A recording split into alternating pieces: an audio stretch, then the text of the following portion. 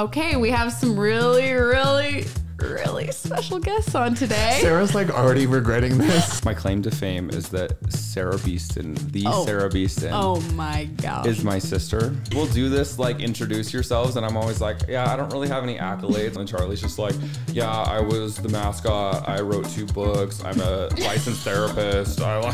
There's a lot of conversion therapy techniques and None of them work, by the way. I feel like most women are pretty intuitive, and they can kind of pick up on it. They're like, okay, slay. Hi. Hey, it's Sarah and Lo Beeston, your Fairly Odd Sisters. Woo! Yeah! Please don't make me do it again. Welcome back to the Fairly Odd Sisters. Woo, woo. Woo, woo, woo. Okay, we have some really special guests on today. Sarah's like already regretting this. She's like, she's known Ryan for too long. Yeah, I was like, have you had a guest on yet that knows this much about you? We might not have Sarah's mom come on, but I feel like this is like I feel like I have level. All the tea. Yes, exactly. Ryan is my older brother. This is his husband, Mr. Charlie Bird. Hello. You guys have probably seen them they do social media, just like we do. And you've probably seen them recreating Taylor Swift's calendar or her album covers. Hopefully and you haven't. They turned it into a calendar. So you started with the first album. We went from debut all the way up through Tortured Poets. How many albums are there? 12. Well, there's 11, but the 12th was the double feature, Tortured Poets. No, but when I say recreate, I mean Charlie dressed Ryan up as Taylor Swift. To the nines. To the nines. And it was actually freaky just because I'm the sister, you know? But like, how did people react to that? Yes. People loved it. It was fun. It was like a stressful 2 weeks, but it was really fun. We fought a little bit just because he was like trying to get the perfect photo, and I'm like, my arm doesn't bend like that. I'm like, we have very different body types, Taylor and I. Taylor and I are not the same person, but you made it somehow work, and that's what freaked me out. Your hair, somehow your hair and her hair is so similar when you got it done. I'm still dealing with the breakage. From blowing it out? Yeah, because it was like, it was so funny that like this is what people like grabbed onto and that they really loved this. Because it was like, love Ryan as Taylor Swift. I love it too. I think it's hilarious.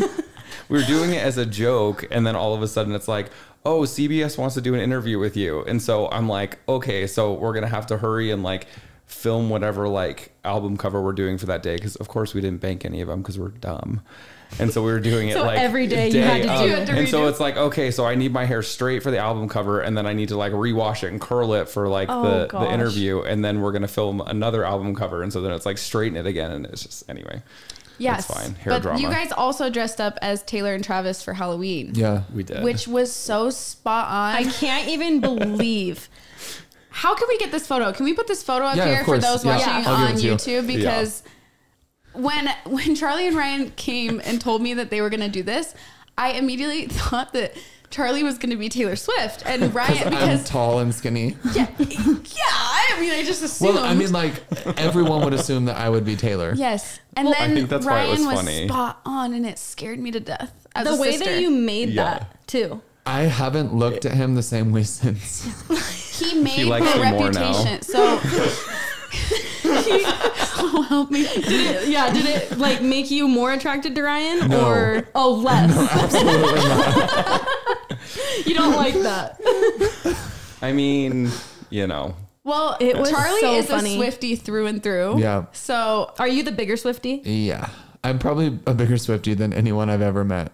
Maddie, Yeah. even Maddie Listen to that, Maddie. I meant what I said. And I stand by that. So Ryan did the Reputation costume, which is the sequined snake outfit, and he made full body con. How long did it take you? It took, I feel like we always try and plan beforehand, like what we're going to do. And then we always wait until last second because, again, we're dumb. I don't know. I don't like being grouped in that. That's what you think. No, that's literally what we do every Halloween. We're like, we have like ideas and concepts, and then we're like, oh, it's in like a couple days. We got to figure this out. So it was literally 4 straight days of just like pinning and sewing and gluing. It looked perfect, to be honest. I'm still finding sequins all over the place. My poor mother let me use her house because she has like a craft room with like a bigger table, and there's still just like red glitter and sequins that we keep and finding. babies. And tiny babies. Tiny everywhere. little plastic babies. Yeah. Ryan, just, since I was little, pranked all the time. I can tell you stories about this man. She never thought it was funny, and she still doesn't really. I still don't know if I think it's funny. Some of them. She's just like this. I'll give you that. Itching her eyeballs out. I mostly like when he pranks my mom because I think that's funny because I'm not involved, but I get to watch. Your mom always has good reactions, but she's never actually mad. Yeah. Like she takes it in good fun. Well, when I was little, I was mad. Currently, when I was little, I would get mad. I feel like you and mom are the same, that you like watching bad things happen to other people. Yeah. But if it's Lauren happening to you, you can't handle it. Wait, this isn't funny anymore. It's because I feel Am I the joke? I feel as though it triggers a deep part of my childhood that just is hard to. Well, I'm just thinking about like, it's so fun to scare mom. Like she scares so easy. I love getting scared. But she loves watching other people get scared. She gets so mad when it's her. But when she's literally hiding around the corner in the house now trying to scare me. And she thinks it's so funny. She does. I think you got that from her. You are like actually terrifying though. Well, we need to explain the actual tiny babies too. Okay, go ahead. Oh, you want me to explain it? Yeah, it's what you did. Because we just said there's tiny So plastic babies all around the house. And no one knows what we're talking It about. was April Fool's Day, and they sell on Amazon in these packages of like 200 these little plastic babies that you're supposed to use for like putting in ice cubes. Yeah, you're supposed to put it. It sounds horrible. I don't know. Like a baby shower. You know how gender reveals are getting out of control? It's like baby showers are out of control tell me too. They don't put those in. Wait, I love that. They're supposed to be like a fun like party thing, but I think it's a little morbid. Anyway, so I bought like 900 of these little plastic babies. It was 800 actually.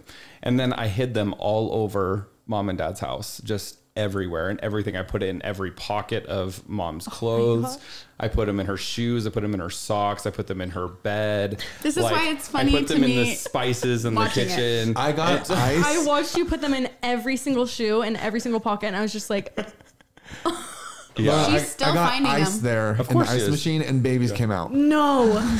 Amazing. Anyway, it's so funny though. She's gonna be finding those until the dawn of time. Yeah. I like put them in like the decorations, and so she'll be like pulling out Christmas stuff, and there'll be babies. Did you know that they're at my house now? How? Because Jack and Sunny took them home, and so every now and again I see this little tiny plastic baby, and I'm just everywhere praying that you didn't do that to all my stuff. I'll just have to think of a good one. I'm gonna prank Sarah next. Stay tuned. Sarah's Please, next. please, Lock your doors, people. please have mercy on us. We're grown up. Okay. All right. Well, now tell us a little bit about yourselves, other than obviously Ryan likes pranking and dressing up as Taylor Swift. Tell us a little bit about yourselves. Well, my name is Ryan Clifford. And my claim to fame is that Sarah Beeston, Sarah Beeston, oh my gosh, is my sister. So, are you more of a Beeston fam or a Beeston bunch? Like, vote in the comments. Who would you subscribe to? I was asking you, but I'll ask. Oh no, I was asking the people. Don't ask people that. Don't give answer them that. Don't answer that. If you're listening, question. do not answer. Please. I don't know. What is there to know about me? I grew up in Utah with my family. Sarah is part of that family. I think you've made that abundantly clear.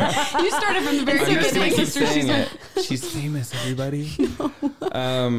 I don't know. I feel like I had a pretty normal childhood growing up. I went to college here. I served a 2-year mission for my church. Where'd you go? I went to Chile. You don't say it like that. You don't say. Listen, it's pronounced Chile, but everyone makes fun of me every time I say it like that. So I have to say it like the white people. Oh my gosh. Incorrectly. Yeah. Okay. Yeah. I mean, Charlie and I met about 3 years ago. And It's been almost 4. Oh yeah. Whoa. I guess we've been married for like 9 months, huh? Mm-hmm. How has it not been a year? Why does it feel like it's already been a year? Really? I feel like it just happened. I have trauma. Oh my gosh. We're going to get into the wedding day stuff. We're like still trying to process the day. We're going to get into that wedding day trauma. Yeah. I would say that Ryan is a very fix-it type of guy. Yeah. Would you say so? He fixes everything. He figures out things that normal people don't. Yeah. Every time he's come to my house, randomly he'll fix my dishwasher that I didn't even know needed to be fixed, or just some random thing. He's very good with his hands. Very, I'm gonna pretend. You are holding back so hard right now. I know it. Just go back and listen to the whole episode from the beginning. There's so many innuendos and jokes that I didn't make. So can we have a round of applause for me? Literally, round of applause for Ryan, because that is hard for you. I know. They love a good dirty joke. So bear with me. I just like making you uncomfortable. I know. Oh gosh. I was trying to give you a compliment. That's so nice. Yeah, I do. You're a handyman. I definitely. Thank you. Oh my gosh. That's a normal word. I really like to know how things work. And so I'm always like very observant about how things are working. And so that makes it easy for me to know how to fix it if I know how it works. A useful guy to have around. For fun, he watches like how to fix things, YouTube. I do. Vlogs. I do. I go down the rabbit hole. Our on search YouTube. history is like opposite. His is like new Tacoma. What is under the hood? And mine's like, see what Britney wore to the VMAs. Yeah, Ryan is obsessed with cars too. He knows a lot about cars. I do like cars. Yep. Do you have any interest in like pop culture stuff? Oh, for sure. Yeah. Do you guys do you guys talk about that a lot? Yeah. Do you feel like? Yeah. Because Tanner couldn't give any shizzes about it. And so I feel like I can't turn to anyone. Just call me up. I know it all. Okay, perfect. Yeah, why don't you just invite us over more often? We live really far away from you guys. Literally so annoying that we haven't hung yet. I know. Do you want to hear about me? Yeah, I really want to hear about Charles. I would love to hear about you. I'll be quick. I am from Southwest Missouri. I grew up on a ranch. I was the mascot in college, and Cosmo the Cougar. I was Cosmo the Cougar. Check it out. Viral dance. I shake my hips. This is always the worst because we'll do this, like, introduce yourselves, and I'm always like, yeah, I don't really have any accolades or like anything cool to talk about. And then Charlie's just like, yeah, I was the mascot. I wrote 2 books. I'm a licensed therapist. I like. But you're the fix-it guy. You're the fix-it guy. Okay, is it my fault that I'm a best-selling, award-winning author? And then my phone. I'm gonna gag myself with this microphone. keep telling us. This is great. I love to travel. I've been to many different countries. I speak Spanish. I also served a mission, but in Southern California. Lived in New York for a few years. A licensed therapist. I'm a clinical therapist. So cool. Yeah. Anything else? Wow. He likes to drag my butt all over the globe. Yeah, you guys travel fun. so much. I do backflips. Yeah. He does do backflips. He dances really well. Yes. Ryan can twerk. You were also a I used to be cheerleader. able to twerk. I kind of lost it a little bit. Oh, As soon no. as I turned 30, it just like doesn't move the same Your anymore. back just went out. You Yeah. can't twerk anymore. Yeah, but just, you know. Ryan throw it back like you used to. Yeah. Ryan in high school was a twerker. Less inhibition. I don't know. Like I care now. Oh my gosh. Okay, because you guys introduced yourself, I want to know one thing about Charlie that he wouldn't tell the world and vice versa. It could be funny. It could be a roast. It could be He has true. a weird thing with feet. Oh, What is that? Oh. In that he like hates feet more than anybody I've ever met. I don't And- feel Do you like Ryan's feet? Yeah, they're great. They're fine. I just don't like being barefoot in public. It's like Unless I'm on a beach It's a or at the trait that pool. his family will judge you if you're seen in sandals. Your like dogs are you're out. fully being judged by everyone in his Sandals? family. That's Yeah. so even funny. sandals? And in the appropriate place. Oh, Appropriate place meaning it's only allowed if you're on the beach or standing directly next to a pool. So no flip-flops allowed. You should be barefoot if you're on a beach or next to the pool. Yeah, so that's fine. So when but can like you wear if sandals? you're wearing sandals anywhere else that it doesn't like specifically make sense to the activity, then you are being judged. That's really funny. I just guess I can't deny that. My brother literally wears like shoes at all times, and his socks, because he only wears shoes and socks, he doesn't have hair right here, like where his socks go, because that's just how much of a shoe guy he is. We're like a shoe and boot family. Shoe and boot, sorry. Not to say that don't show them dogs. Not to say that we walk around barefoot all the time, but like I feel like I'm more self-conscious now that we're like together. Like I always, what's really funny I always about that? put socks on. You want to know what's really funny about that? Because are we going here? Yeah, we are. I will tell you what's funny about this, and I think this is good old karma coming back around. No. So when I was little, I was afraid to show my toes because I never wanted to wear flip-flops or sandals because Ryan told me that my feet were so ugly that they should never be shown. I don't think I said it in so many words. You did. All the time. Anytime I showed my toes. Put them dogs away. I feel like, how old was I when I said this? It was probably, it was when we were living in Provo, wasn't it? Our whole life. Wait, you're so lucky because Derek loves your, well, I don't know. Maybe Derek also has a weird fun thing. I was gonna say that, but then it sounded so weird. But he like always like your toes are so cute. Yeah, he does. I grew out of that. I'm wearing socks, dude. Everybody, we need a foot reveal. Subscribe to their OnlyFans. It's only feet. That's all they have on there. Only feet, OnlyFans. This, I think, actually gonna work that out. I feel like I was a little bit justified. I probably shouldn't. You shouldn't make a comment on anyone's body ever. I've learned. I've grown since then. Do not talk about the toenails because it's not true. You already know. I feel like when you're young and you're like, you know, everyone's just like, when you're a little kid, you're just kind of dirty and gross, and little kids just smell bad. They're just gross. You know, you have to force them to clean themselves. You have to, anything hygiene related, you have to force them to do it. Brush their teeth, trim their toenails, and I feel like it's just a normal thing when you're a kid. And Sarah had some pretty long toenails. She was a child. You could open that. The Q Lauren thing. You could have used those things as a can opener. This is so many like ties to like her relationship. Sarah, is that why you chose Derek? Not Derek. How did his toenails fall off because they got too long? I can't handle this. This is so my whole marriage. So many signs. It's so many signs that this is the right marriage. That's what brought you two together. This whole your toenails grew towards each other. My toenails are toes. This is horrifying. I'm sweating.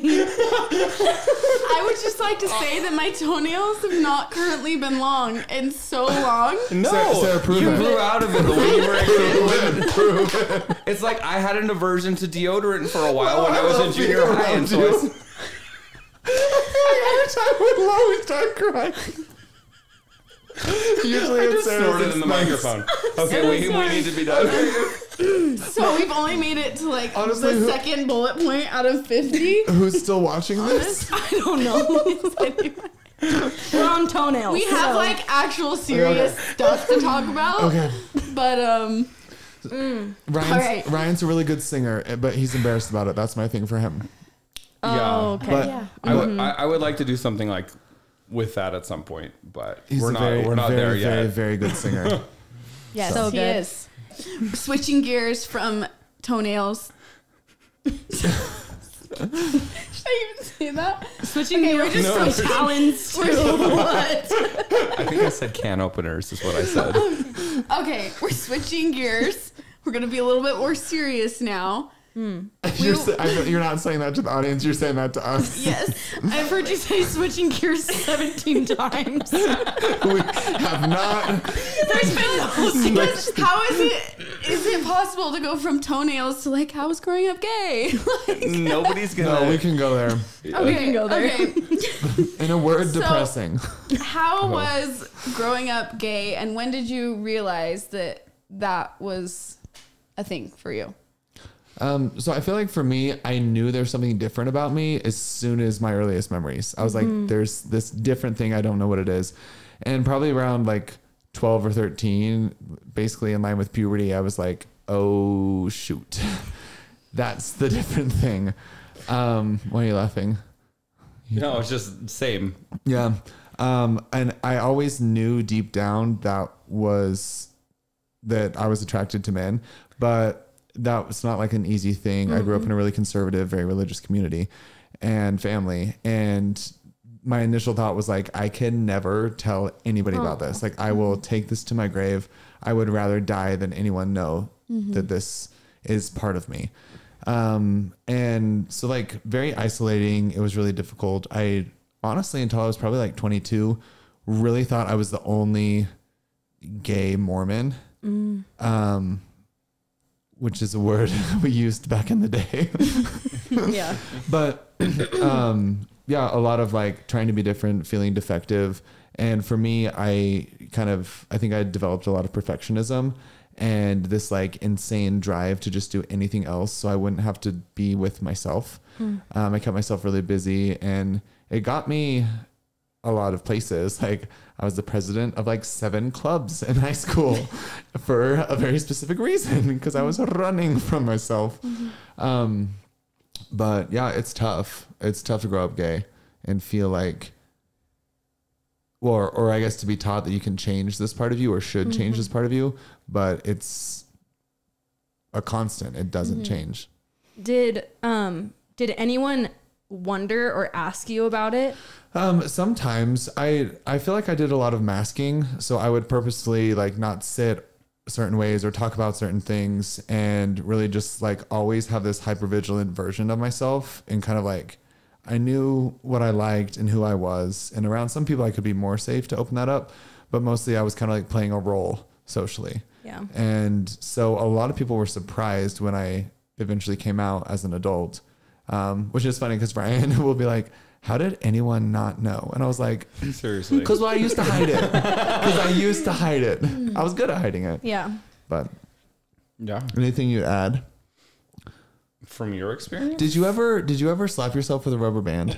No. Oh. You would do that? Oh yeah. To distract yourself from those thoughts, or yeah, like if I felt attracted to a guy, I would like injure myself to try to like train myself away. Stop. That's horrible. Yeah, how did you even think of to do that? Conversion therapy tactics. I would researched. I was like, how to make yourself not gay. And I got into some really weird, like, I don't know who's writing blogs about that, but like there's a lot of conversion therapy techniques, and like, it's like I had this idea that if I could associate none of them work, by the way. It's horrible. Like, I just feel so bad for that little teenage me who was trying. But yeah, I for many years I was trying to associate like liking women with like gifts and treats and things, and associate feeling attracted to men with like pain. Jeez. But obviously that's not how it works. Like, you were just born like this. Yeah. When I was about 22, for the first time I did an internship in Washington, D.C. and was around other gay people. And it was really strange because I'd always demonized gay men, especially because I was scared of becoming that. And so I interacted with them for the first time, and I was like, oh my gosh, like we laugh at the same jokes and we have the same interests, and these are creative, smart people. And I was away from home and kind of just away from everything, and like practiced telling someone I was gay and seeing how that felt. And it felt really freeing. And eventually I ended up just praying and being like, God, I know like everyone my whole life has told me this is a horrible part, but like, what do you think about this? And it was the first, like, I'm a very religious person, and this is the first time I'd ever prayed about this that wasn't God, please change me. Mm-hmm. This was like, God, if this never changes, like, what do I do with it? Mm-hmm. And what do you think of me? And I just felt like years of trauma inside me heal. Oh my gosh. I just like I think it was the first time I'd opened up to like my deity, right? But also to myself. I was like, this really is me. And I examined that and I let it see the light, and I saw it as a beautiful integral part of me. I felt very strongly that I'd been created intentionally, and this was something to embrace and move forward with rather than run away from. Mm-hmm. And it changed my entire life. And how old were you at this point? 22. Okay. Yeah. Did you have any guilt feelings because of that experience? After that experience, did you have any guilt moving forward when you did start wanting to date men? Or did you just kind of... No, I just knew. That's amazing. Yeah. And it was so obvious. Like, I stopped feeling depressed. I stopped being suicidal. I stopped wanting to run away from things. I started talking with people more, and my relationships were improving, and just embracing this part of who I am saved my life. Literally. You could finally be who I you could finally were, be me, yourself. And everything was so much more colorful. Mm-hmm. It was vibrant. So did your family already know, or did you tell them after that experience? I had 2 sisters who knew before that. Okay. And when I came out to them, it was very like, I don't know what to do with this. Mm-hmm. I'm drowning. Mm-hmm. But then after that, they were great, and they kind of helped prepare the rest of my family and educate in advance, so it wouldn't be so jarring. And I also did I tried to be very intentional about coming out to people and not shocking, and just give a lot of grace. You know, It took me 22 years to be okay with this part of me. So I decided beforehand that I would give everyone else I knew 22 years to be okay with it if they weren't. And no one's taken that long since. That's awesome. Yeah. I'm happy for you. Thank you. It makes me so happy. I didn't realize that you had that experience where it just kind of like took all of those bad feelings that you had towards it away. Yeah, it was incredibly healing to feel like God hates you for so long, and then to be like, God, this is me, and feel love. Mm-hmm. It just, it was a paradigm shift. That's amazing. A huge thing when you realize, oh, God actually made me this way, like for a reason, instead of like a mess up. Almost. Yeah, exactly. And then I could be more intentional. I'm like, oh, if there's a reason I exist, then I need to find it. Mm-hmm. And ever since then, I've like, obviously we've kind of joked about the books that I've written, but I'm really, really passionate about helping people bridge the divide between orientation and religion, because it was so important for me. And I've been able to like train people and work with clients, and I've really devoted a lot of my life to kind of becoming the person I needed when I was growing up but didn't have. And that's been very meaningful. Yeah. No, the books are amazing for people that are struggling with this or that want to be an ally for this. I feel like you're working towards a cause, honestly. Like letting this be more of a normal thing and help other people not feel like you did before you had that experience. And his books are awesome. Maybe we can link them somewhere. I don't know. For those, or what are they called so that people can look them up? My first one's Without the Mask. My second one is Expanding the Borders of Zion. Yeah. And it's about, Zion is a religious word about like community and finding peace. So. I think there's like not a lot of people, like, I feel like it's so important because there's not a lot of people who are talking about like being gay and also loving God, and like having those two things coexist is like it's rare. It's not really like talked about as much. Well, that was the main. Oh, go ahead. I was going to say it makes sense because over the years it's been really difficult for a lot of people. Religion has caused a lot of harm. To a lot of people who are different. It's not just gay people necessarily, but just a slew of people who have been harmed in the wake of religion. So I think it makes a lot of sense. Yeah, I feel like my faith in God is what ultimately led me to accept this part of myself, and so much of my internal conflict was trying to bridge these two, like what I thought were two opposing parts of me, this like child of God and this gay man. But I just realized that they're both me. And it's almost like I had these two circles and I was like trying to like be like, God, which one is it? And then there's just a bigger circle drawn around both of them. Yeah. It was like, it's both. Yeah. Like, it's just you. That's so cool. It's empowering. Yeah. All right. So tell us a little bit about your experience. I feel like Charlie, a lot of the points that he touched on is a similar feeling for me. Like I knew that I was gay when I was probably around 10. I started noticing that I was different and feeling different than other people my age. And then it probably wasn't until around 13 when I was like, I think I'm gay. Which I think is crazy that you would admit it. I had so much denial. You're just like, no, I'm not. I'm not gay. I just think he's cool. I feel like when I was young, I knew from you. Interesting. And I don't know why that is, but it always just like made sense in my head. Yeah. So when you like finally came out, it was almost I'm sure relieving for you, but almost relieving for me because it's kind of what I had thought the whole time. Well, it's interesting. Just, I mean, people will always say or often say that it's a choice to be gay. But if you talk to people who really know and get to know people in the LGBTQ plus community, it's just like, we're different. And it's not something that we chose. It's just kind of who we are.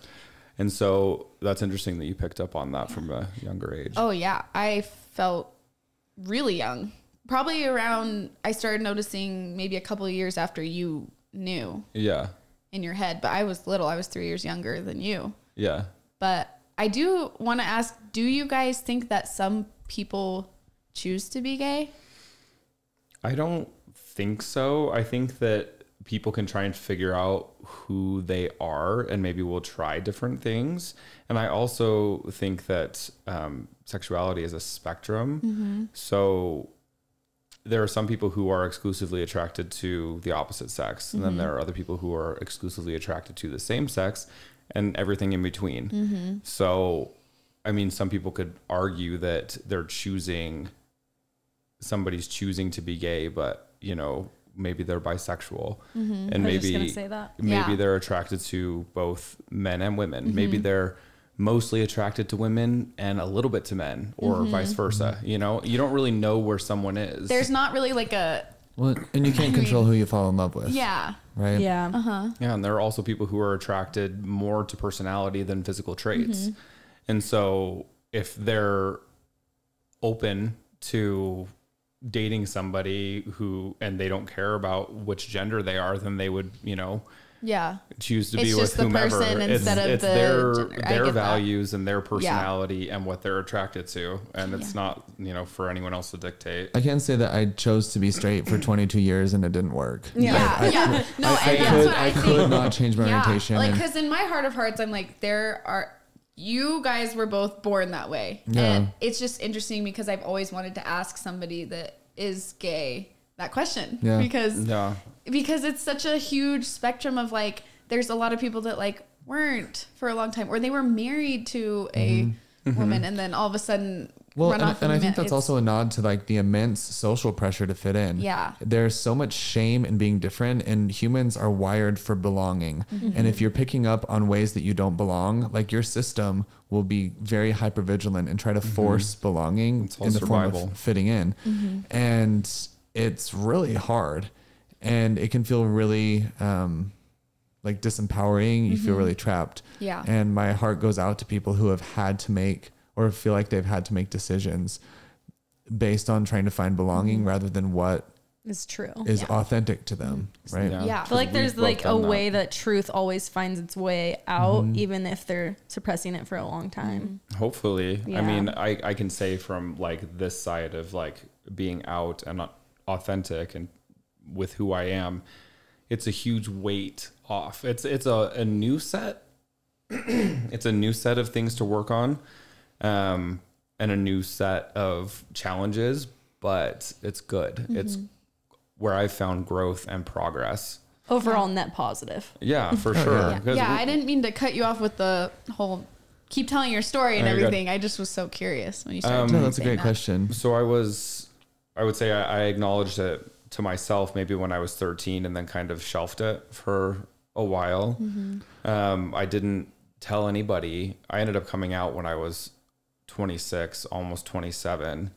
So that's, you know, a span of quite a few years where I was just kind of sitting on this secret and not really telling anybody what was going on inside. And I think it was difficult. There was a lot of things going on when I was just trying to do the right thing. In our church, and with like even family and friends, just asking over and over, when are you going to start dating someone? Let me set you up with this girl. And you just have to just like lying over and over again. It was difficult because especially in our church culture, marriage is so heavily talked about. And that's like the goal. You get home from your mission, you get married. So why aren't you married yet? Exactly. So well, that's why most people, I'm sorry to cut you off too, but like almost everyone I've talked to comes out around like 22 or later, because you get home from your mission around 20 and 21 and you really give it the old college try to marry the opposite sex. And then you're just like, I am disgusted when I'm kissing this girl. Like, I don't like, like it's weird. Isn't kissing girls so weird? Yeah, I don't like it. I remember our from my perspective, I remember you getting home from your mission, and I remember our extended family always asking you. And at one point after some family event, I told Mom, I was like, people need to stop asking him because he might be gay. So just leave it alone. Let him do what he's going to do. And Mom was kind of like, oh no, he's just taking his time. And I'm just sitting there like, so respectful to women. He's so respectful. No, but then I remember it was so shocking because you ended up getting a girlfriend, a girl that you had been friends with for so long. You're like, wait, what? You're like, wait. It threw my world for a loop. I did not know what was going on because I was so sure of this. And then it was just so weird. It almost was like I couldn't even picture you kissing her. And wasn't that the only girl you kissed? Wasn't that the only girl that you kissed? Yeah. Yeah. And then a few weeks later it fizzled out or something. And I just remember thinking, what? I like to say that I tried harder to be straight than Ryan did because I kissed 5 girls. I like to say that I was just more honest with myself. Yeah. No, 5 times more as authentic. self-shaming. It really threw me for a loop, though. But then it wasn't too long after that in your time frame that you came out. Yeah, so it was probably like 4 years later. Oh my gosh. Which is actually a long time when you say that. Yeah. Why did I think it was like a month? Because I think that was like right after. So in our church, when you go on your mission, when I went, it was ages 19 to 21. And so that little relationship I had with my friend, we're still friends. She's awesome. She is awesome. She's now since married and super happy.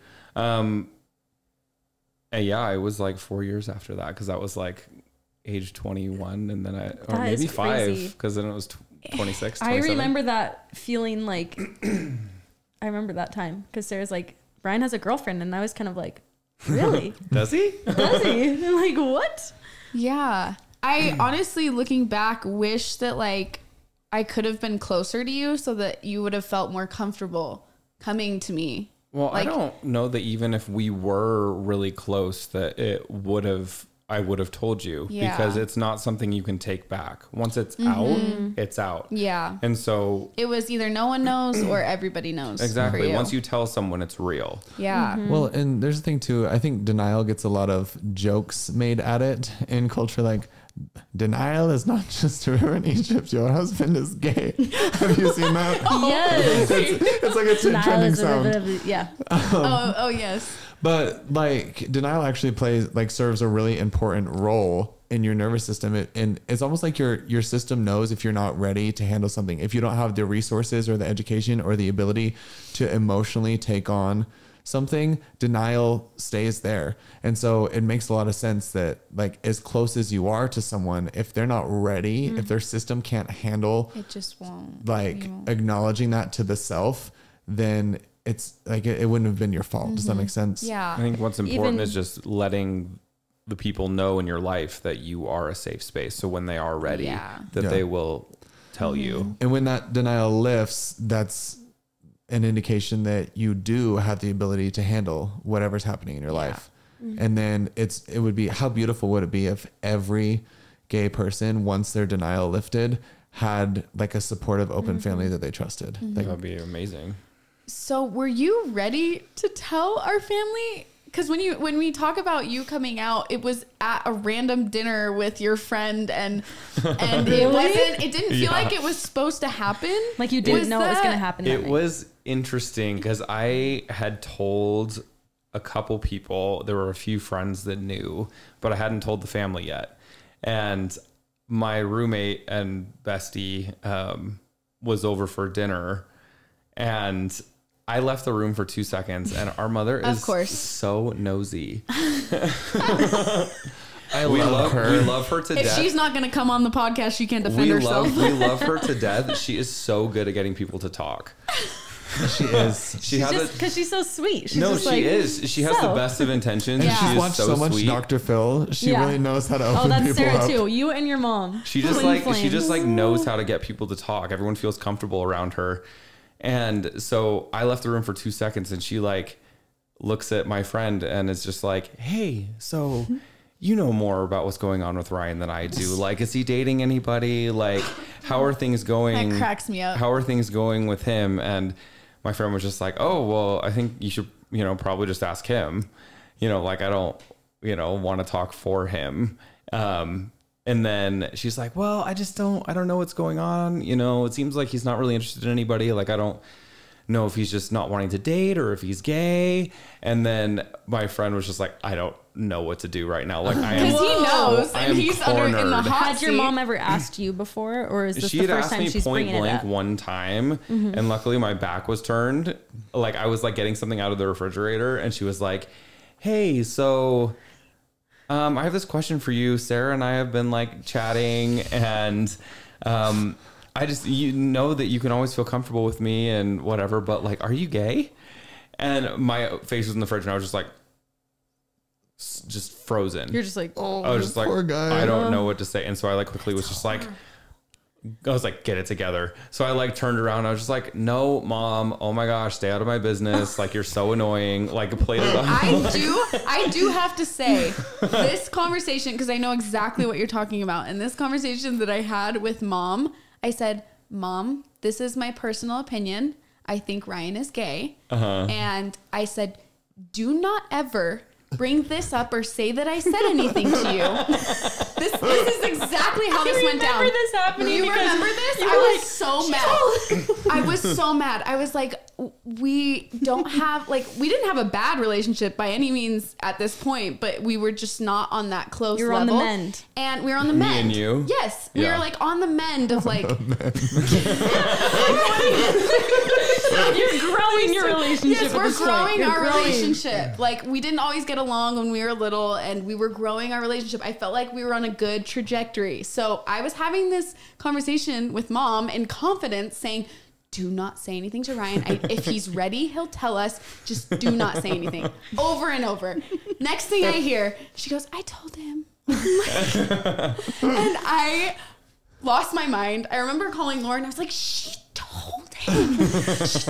I love the idea of you two having like conversations about whether or not Ryan's gay. Lauren is like my wife, my other, like anything that. I knew there was something weird going on over here. Okay, we're married. But, it's kind of like that rule. Like, you tell your spouse things. It's kind of, we have that rule. Yeah. Unless we know it's like you just don't. But.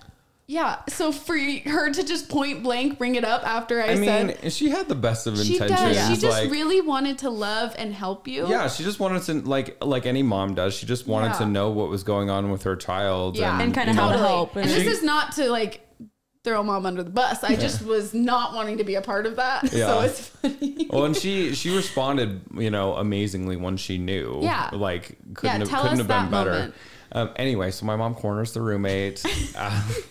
Ask him point blank if I'm gay, and he's just like, I don't know what to do. So he's just like, you're gonna have to ask him. And he like averted gaze. That would be and just super like hard to navigate. I was like, okay. So I heard the end of the conversation from the other room, and I walked in and I was like, well, I guess now is as good a time as any. I'm gay. This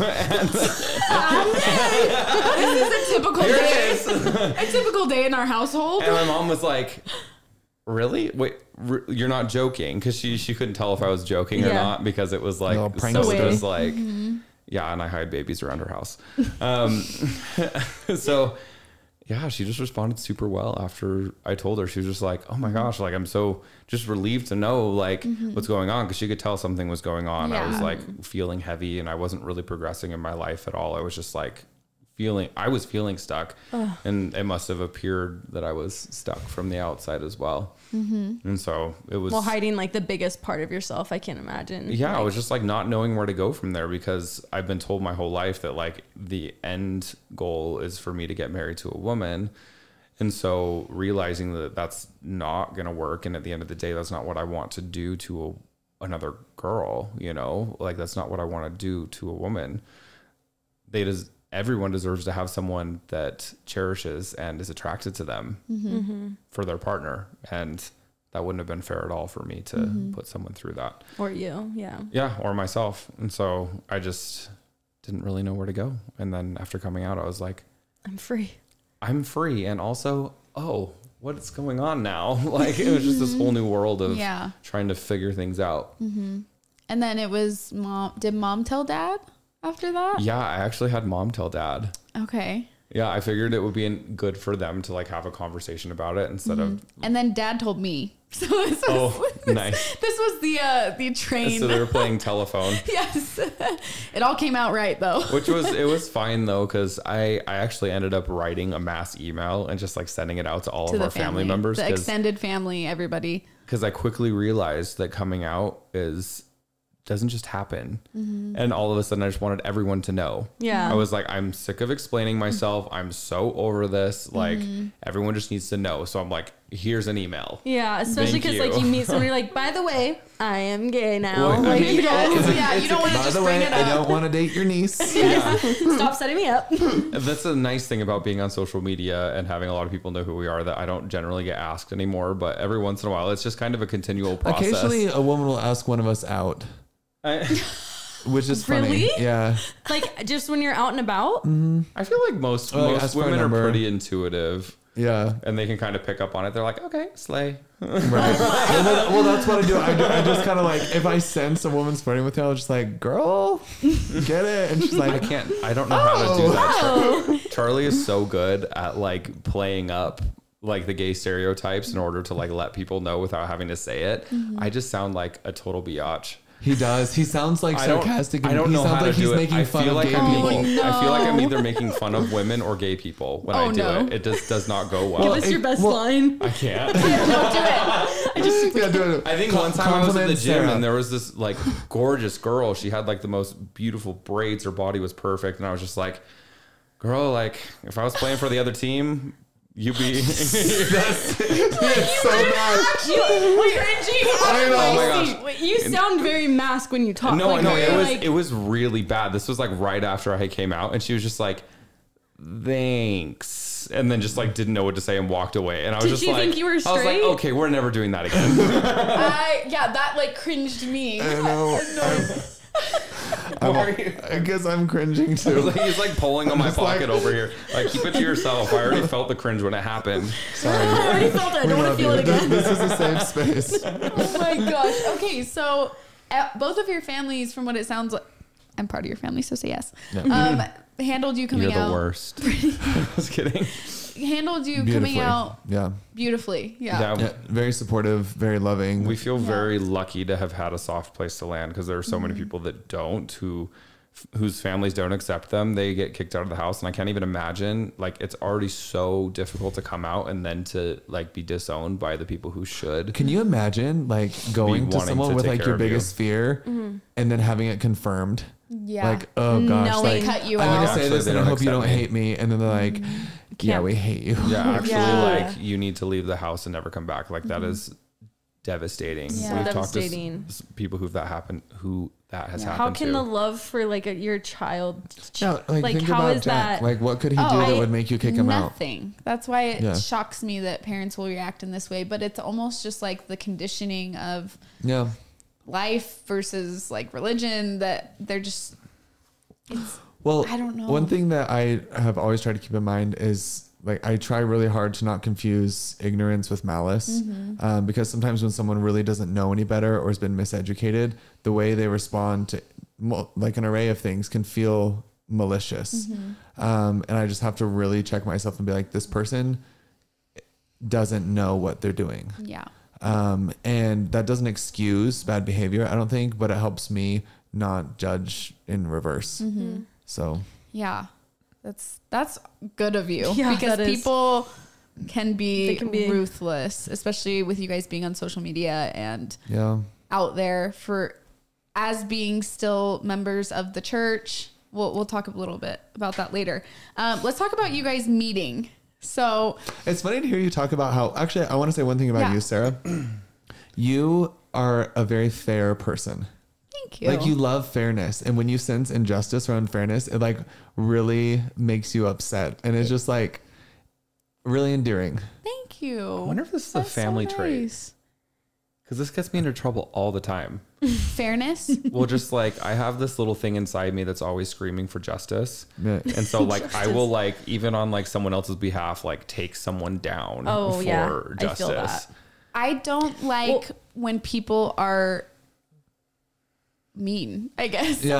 And when I see it from something that, like, especially in your guys' case, that you can't control, I can't handle. I like watch it wear on you sometimes when you sense injustice. It like it like hurts your heart. It and really I just does. think that's a really lovely part of you. Thank you. Yeah. That was really nice. What were you gonna say, Lo? I don't remember. Lo's like, I don't care. I don't really care, to be I honest. just watch it happen. Let the hate. No, I hate it. Lo does hate it too. It's just, I think we understand it too. Being on social media, all of us can see. I mean, we get the hate.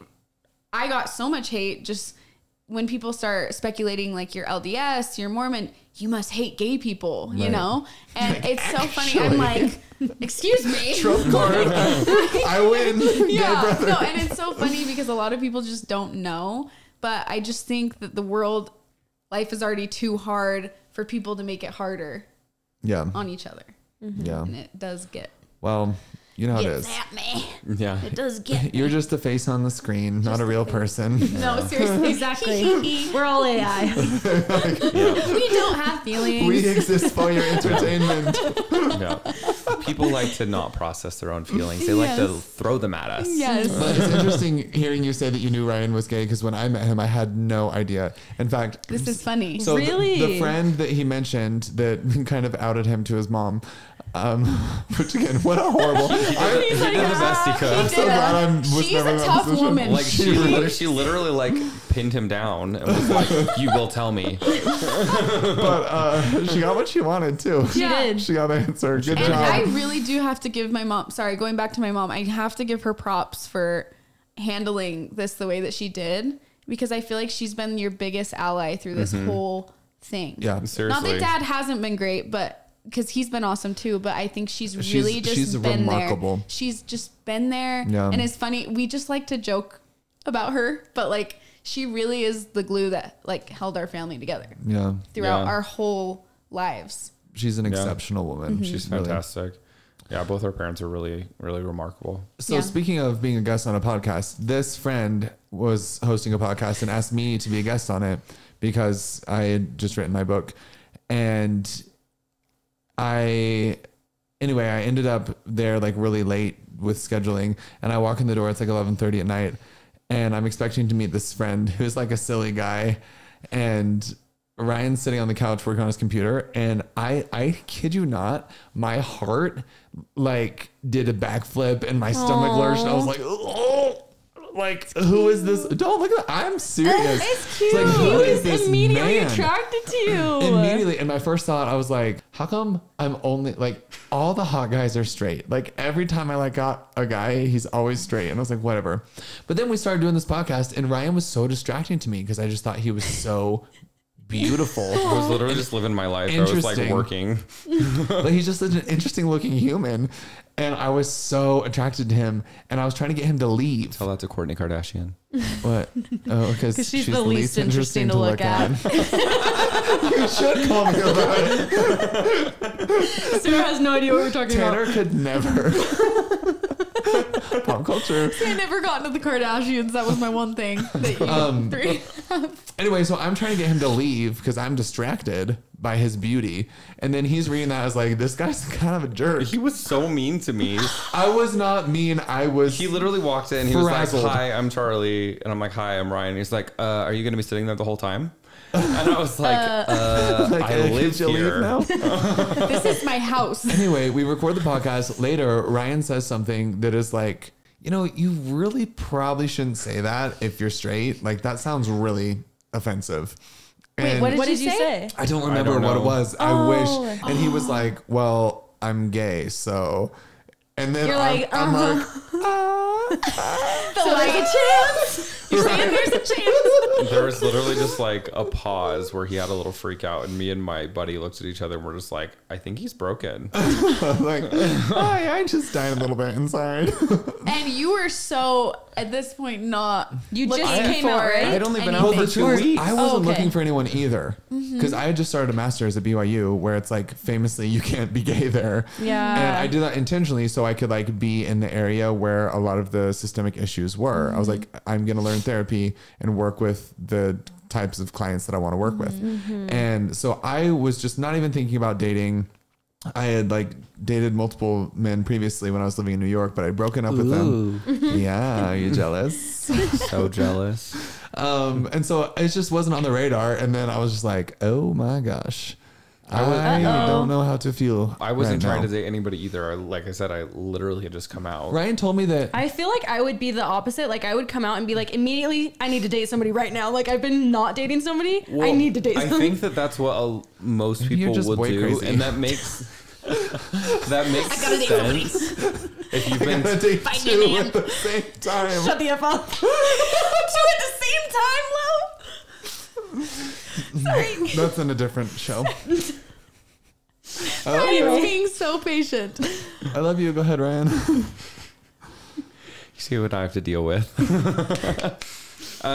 So it makes sense to me that you're scared. It's scary. Yeah. And why who wants did I just to date lose guys? the thought? Like it's like, gone. Are they all just so disappointing? Yeah. Oh, I remember joke. now. Yeah. So I didn't want to just do a pendulum swing and like go wild, because I've seen a lot of people choose to do that, and it looks like it could be damaging for some. I didn't want to just like come out and be like, okay, I'm gonna like date everything that walks and like be having sex and like doing all these things that it's like it's a vulnerable space. So I wanted to kind of take my time, wait, kind of see what was going on with me, get to know some people. Ryan also told me a few weeks later that when I met you, I didn't find you particularly attractive, and I hated your name. Wait, like, why? All right, cool, thank you. Like very tactful. As a single tear drips from your face. I don't think this was like weeks later. I feel like this was years later. It's probably months later. It's like your first date. I don't remember. You didn't like Charlie? For some reason, I always hated the name Charlie. Weird. I don't know why. I love the name Charlie. I think it's so cute now. Is it the sad movie that we watched? No, I don't even associate it with that. Sad. That was like such a weird movie. No, it's so sad. So sad. Never cried harder. Please. So sad. Anyway, don't look that up. Don't watch it.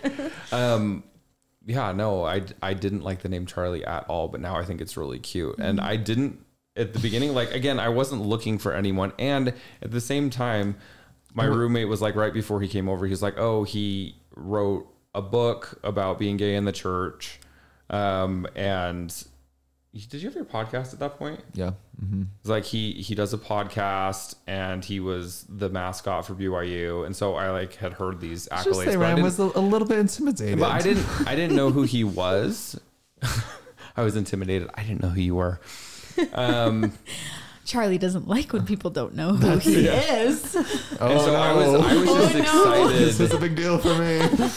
I was excited to meet someone who had maybe experienced the space a little bit more and could give me some advice. Yeah, so he's kind of been there. I was thinking more of like a mentor vibe, and was definitely not thinking about dating him. So he was thinking about dating the student. What? you said both of you. You said he was more of your mentor, and I said Charlie was thinking about dating the student. Oh no, I also wasn't thinking about dating because I was at BYU and like I couldn't. You weren't allowed. Yeah. If they would have found it at the time. Yeah, well, so it just got really complex. So I was like, I am really interested in this person. I can't do anything about it. Yeah. For those that don't know, Brigham Young University, BYU, is an LDS school, and you are not allowed to date. Correct? Yeah, there's no homosexual behavior. It's part of the. They have an honor code that it's you like the university's sign. code of conduct is that you don't drink alcohol and you can't be gay. Which is so funny because half the football team was getting drunk. I thought you were gonna say half the football team was gay. No. You're like, interesting. The sports teams really like to party. I feel like that can be confusing because there is kind of a culture within football where there's like, the butt slapping and the pranks in the locker room. Anyway, it was very difficult. My time at BYU was difficult. We had to love each other and not be with each other, and it was really hard. Yeah. So tell us the progression of that, your relationship, and who reached out to who first after that first meeting. Well, we actually have talked ever since that day. Every single day we've talked. Wow. Yeah. So you got a number? Like, did you exchange numbers that day? Yeah, we went to like a home show the next morning. And Charlie invited me. Who asked who for the phone number? Charlie. We stayed up late. Okay, you're gonna pretend like you weren't interested in me as a friend, but that's not true because we stayed up till like 4 a.m. I'm not saying that at all. I was totally interested in you as a friend. I just want to remind you that you married me. You are attracted to me. Don't pretend you didn't like me. No, Charlie invited me to go with. He's like, me and my other buddy are going to the Parade of Homes. Would you like to come with us tomorrow? And I was like, that's sure, I'll go with you. And I was like thinking this is going to be, let's get to know some friends. That's actually a fun date. Yeah. And then he we went to a couple houses and then he dropped the other friend off and then was like, okay, we're going to get food now. Just the two of us. And I was like, you had this plan. No, I was hungry. I was just hungry, Sarah. I got bamboozled. I just wanted barbecue. Did one of you offer to pay for the other? Was it no, just we both paid for ourselves. Okay. Yeah, it wasn't very datey. Anyway, it got weird there for a little bit. Yeah. Ryan, you've had an eyelash on you the whole time, and I just keep getting distracted. Ryan is unlike any other gay man I've ever met, in that when he said he shelved it, he really did, and he just dissociated from so much of his life, and also he's so attractive, but he had this crazy glow up. I remember the first time I went to your home, Sarah, there was this picture of him and I was like, who is this? I literally didn't even know it was Ryan. Was it the bleach hair or the orange hair? I don't know. Are we talking about you now? No.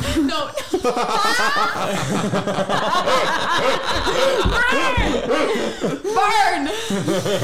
No, it's that picture. It's that picture by the stairs, right when you walk in the side door. Oh, yeah, and it's you and Ryan. And I was like, is this one of Sarah's boyfriends? Who is this? I literally look like a different person. And he looks so different. And so I had been dating very attractive men in New York. And a lot of the hot guys were total F boys who were interested in one thing only, right? Which was not what I was interested in. I was I'm actually a church boy, so stay away from me. Are you coming to church on Sunday, or are we not what's together? Anyway, so I'm it's more like the hosier version. Oh my gosh! So I'm expecting Ryan. Take me to church. Oh, okay. I'm expecting Ryan to be this buff, hot, full of himself. Ryan's dying. And he's a goober. He's like Ryan's he's very smart. He loves SpongeBob. But he's an aloof goober. Who doesn't love SpongeBob? That's true. Everybody loves SpongeBob. That's true. And so I'm reading him as this total jerk. I'm this meathead jerk is just toying with me, and he knows I can't actually date anyone. And meanwhile, he's just help, I don't know what to do. I just came out. Help. This guy who I thought was going to be a mentor is now really, really interested, and now I don't know what to do. Yeah. It was weird, but we ended up one night, we were at a friend's house and stayed up and talked for a couple hours and just had a real conversation. Actually, can I share what we talked about? Sure. I'm trying to remember if I do. You told me about Amanda. Oh. You told me about my sister, and I just like saw you loving her. Gosh, now I'm gonna cry. Damn it, Don't Charlie. start this. I'm sorry, but I just saw how much you loved her, and I just like saw this precious you, and I was like, that's so sweet. This is an important person, and I don't know. I've always felt like close to her somehow. Maybe that's part of the reason why, because I feel like talking about her brought us together. But that was the first time that like I saw who you really were, and showed you who I really am. And I just like, I swear that night I started loving you. I was like, I love this man. Oh, that's so nice. Well, you did it to Sarah. Every episode. I have them in my eyes, but I think I can suck them back in. I think It's true though. That's really sweet. I've never heard that, so that's really sweet. Yeah. Really sweet. And I mean, it was really difficult. I mean, there was like, it was so hard to fall in love with someone and not be able to be with them. And there was a ton of social pressure. I'm in like a tricky space, because it's like, we were joking about how we were going to talk about religion and politics on the podcast before this, like as a joke, as like, these are things to avoid. And somehow like just who I am is controversial, like politically for some reason, and also religiously. And so, and then just like being online, you know how it is to be like examined. And that was really hard. And anyway, we went through, like, it was awful. It was so hard to be falling in love and feel stuck. Stuck for the greater good almost, because I was like, I need to finish this program. I need to like be occupying this space right now, and I can't date or be married in order to occupy this space. So you're just gonna have to wait. And you were releasing books, like and then like with the church publishing company, and then eventually like we kissed and we held hands. You guys didn't kiss that when you were talking about Amanda, like in that. Wow. No, because that's deep. That got deep. So it was anyway, later after that. I ended up reporting myself to like the university honor code and be like, hey, like I am breaking the rules. I fell in love with someone, and I mean, went through that process, and we had to like say that we wouldn't date until I graduated and stuff, but it was tough. It was a tough 2 years for sure. Yeah. Oh my gosh. Ryan. But you guys came out on the came out. Sorry, you don't joke about that, do you? No, you're fine. It's great. I was just gonna say you guys She's new. I'm new. She's an ally. I was just gonna say you guys came out on the other end. You guys had a beautiful, apparently slightly traumatic wedding. Yeah. For us, it was coolest beautiful. wedding ever. It was amazing. I didn't have to plan it though.